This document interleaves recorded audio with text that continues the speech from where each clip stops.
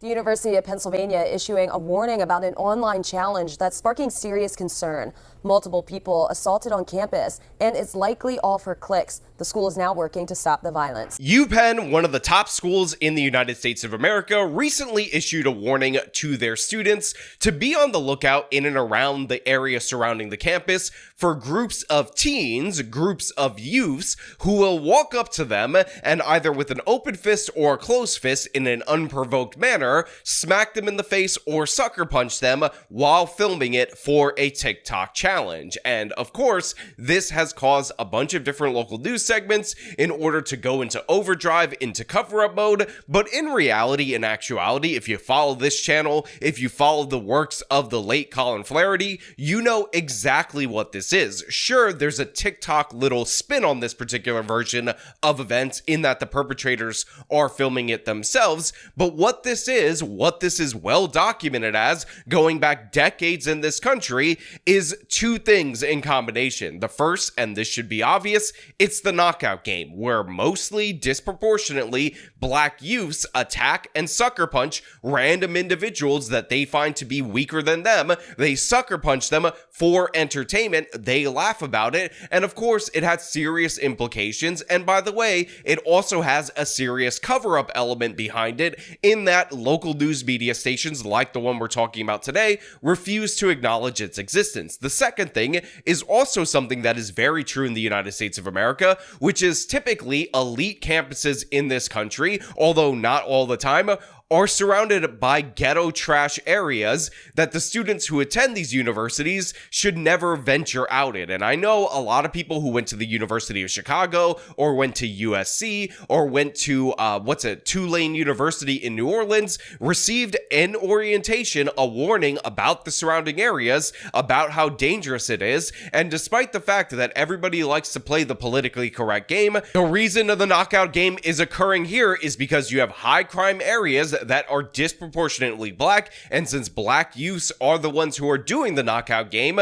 typically most of the time throughout the history of its existence, this is what you can expect. And yet, the local news media is not only going to obfuscate it, they're going to tell us what they think is the real problem behind this. And when you hear it, you are going to lose your mind. But before we get into that, I want to thank everybody who supports my university over on actualjusticewarrior.com/join. No new updates. We just talked to a police officer, though, who said he's concerned that some of these young kids doing this TikTok challenge, that's what they're calling it, a new TikTok challenge. He's concerned that they're going to possibly get injured themselves because they could hit the wrong person, right? And then get seriously injured. So first of all, I just want to say whoever this unnamed police official actually is, he should be fired immediately. He should be fired on the spot right now, because when the story is a bunch of youths, and by the way, we're talking about black teenagers, they're the ones that are doing this, make no mistake about it, are sucker punching random university students. By the way,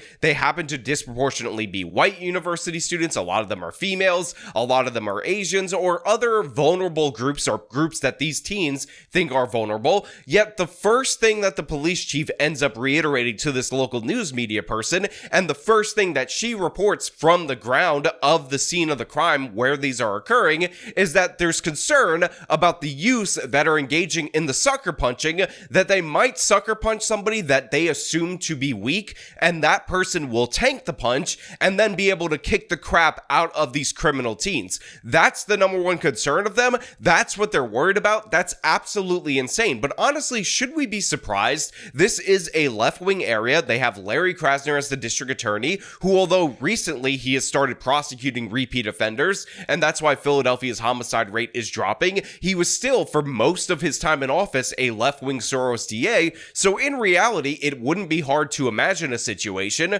where one of these youths, one of these teens, end up sucker punching somebody. That person happens to be white, and God forbid, a straight white male. He ends up beating the crap out of said teenager, and then suddenly we get a real prosecution, but not against the mob, not against the teens that are participating in this TikTok challenge, which, by the way, is a challenge that is older than TikTok. It is the knockout game against the person who defended themselves, because that's exactly what you would expect from a left-wing city like this. That's exactly what you would expect from a left-wing Soros DA like Krasner. So yeah, that is the result that you're ultimately going to get. So maybe, just maybe, the police officer or the police official who gave this warning to the media is giving like a four-dimensional chess warning, in that he understands that the only way that there will be consequences for the knockout game in Philadelphia is if, again, the perpetrators end up getting hurt, because they're just innocent Baba Angel Aladdins. I mean, I think we also have to talk about, and I know a lot of you are getting a little bit weary of this, where poverty was during the commission of these crimes, because if we can identify what poverty was wearing, maybe, just maybe, the police in Philadelphia can put out an APB for poverty, and we could finally arrest poverty for committing these crimes for TikTok views, because we all understand that if you are a person who has an income below a certain amount, you have no choice but to sucker punch random university students at an elite school, thus ruining the surrounding area of said elite school. Let's take a look at some video that Fox 29's Steve Keeley obtained.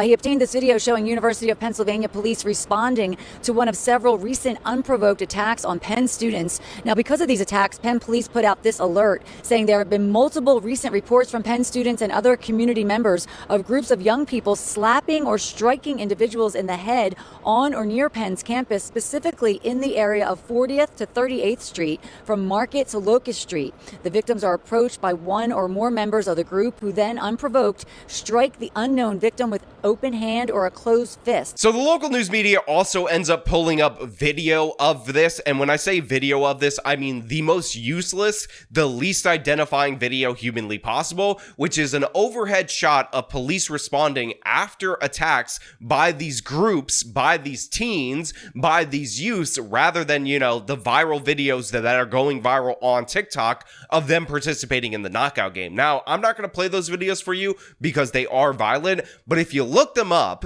if you know anything about the surrounding area around Penn and the demographics over there, then you already understand who these youths are. You already understand who these teenagers are. You already understand what these groups are actually constituted of. And again, if you understand the history of the knockout game, which apparently the local news media doesn't understand it, even though you can look it up and then put Philadelphia into Google and find decades worth of stories of this exact same thing occurring, then yeah, you'll get that these are disproportionately black teens, if not wholly black teens. Again, this is an activity that they very often participate in. We see it percolating around the country in different various times. The fact that it's going viral on TikTok now is actually more incidental than anything, because these are documented instances that date back, again, decades in this country. And the university is being very soft about who they're actually labeling as members of these groups, because we all know, we all understand that if these were white teenagers and they were sucker punching disproportionately non-white people,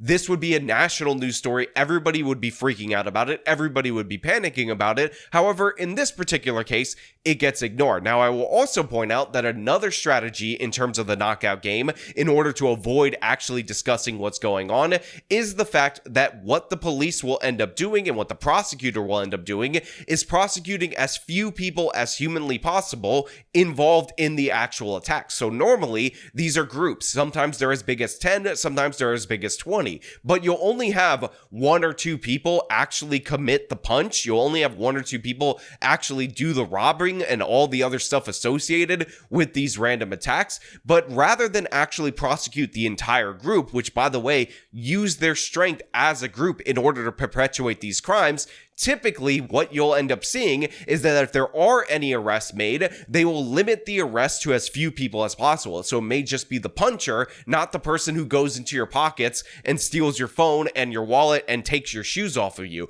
Or if it's those people, it's not going to be the 15 other people that are blocking your escape in order to ensure that this robbery ends up happening. So yeah, get ready for that soft nonsense, which, by the way, is aided and abetted by the local media not calling this out out for what it is. It's called the knockout game. And for those of you who are saying it's a serious violent assault, I 100% understand that. But the motivation behind this is, of course, to have fun. That's why the perpetrators are often laughing, according to witness accounts, because to them, it's a game. And you need to understand that mentality if you're going to go after it. And again, not pretend that the issue is we have too much poverty in our society. There have been multiple recent reports from Penn students and other community members of groups of young people slapping or striking individuals in the head on or near Penn's campus, specifically in the area of 40th to 38th Street from Market to Locust Street. The victims are approached by one or more members of the group who then, unprovoked, strike the unknown victim with open hand or a closed fist. We believe that it is connected to a nationwide social media trend. Now again, like I said, the statement from the university is incredibly weak, but we're going to end up getting to hear from a bunch of neighbors and students from the university. And one of the things that you'll realize, one of the things that you'll learn is that this is a black neighborhood from the people in the neighborhood and not in the university that, of course, they are talking to. Not that I needed to actually prove that to you, because if you know where UPenn is located, you know that the surrounding area is a black area. And by the way, historically, not a very good area. Again, a similar phenomenon that we see in many of our universities that are the best universities in and around certain areas or certain regions. Typically, they're surrounded by piss poor communities. Again, not all. Obviously, Brown is actually in a nice neighborhood. I've been there. Harvard's actually in a pretty decent area, but there's a bunch of schools in the country, and you guys know this full and well, that are absolutely located in the straight up ghetto. You don't go around doing that to people. They just be trying to get like TikTok views and stuff like that. Obviously, there's a line drawn between, playful fun and when things get violent. The grown-ups are acting like kids, the kids are acting worse, and it's not that shocking to me. It's sad. Again, get the demographic breakdown of those particular people interviewed. Now, I do believe, because the young guy actually had a backpack, that he might have been a student over at UPenn, but the two people in the neighborhood that they interviewed, the elderly individuals that are beyond university age, those people happen to be black. And by the way, I've looked at other local news segments, and guess what? Similar trends among the surrounding population. I feel like that's nutty and you don't get no cool points for that. More shocking and sad is what happened this week to Penn neighbor Jake Dahl. I was going to get Chipotle with my kid in my stroller, just like I am right now, and 3 kids came running around the corner from McDonald's, and all 3 of them had guns on them, and they pointed them at me.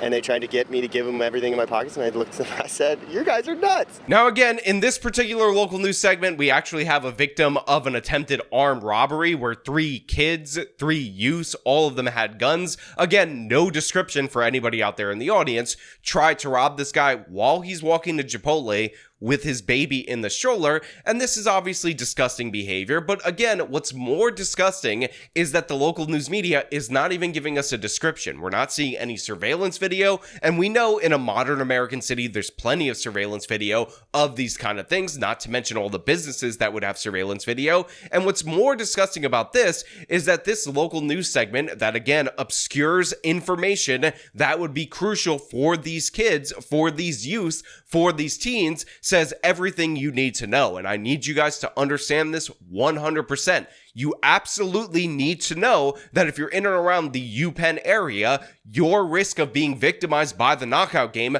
goes up if the group of teens that is near you happens to be a group of young black teenagers. That is an absolute fact. That is an absolute reality. You need to understand that. And everybody in the local news media that is obfuscating these facts, that is not showing you images of these suspects, who, by the way, are still at large, they are aiding and abetting those suspects. And UPenn, being the wussified organization that they actually are, not giving their kids proper warnings, also participating in it. Again, this is something that can be resolved. Behavior can be changed. This can be corrected. You can do law enforcement action in order to deter this, but when you cover it up because you don't like the demographics of the people committing the crimes, that just makes sure that there are more crimes going on and people are more unsuspecting of it. So yeah, in my opinion, it's actually more racist to obfuscate the identity of these people because you wouldn't do that for any other race. And essentially what you're saying is that you have no expectations